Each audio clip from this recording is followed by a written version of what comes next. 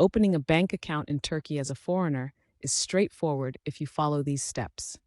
First, choose a bank that caters to expats, as they often provide English-speaking services.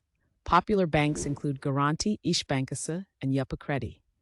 Begin by gathering necessary documents: your passport, a tax identification number, which you can obtain at the local tax office, and proof of residence, such as a utility bill or rental agreement. Some banks might also ask for a reference or a local contact.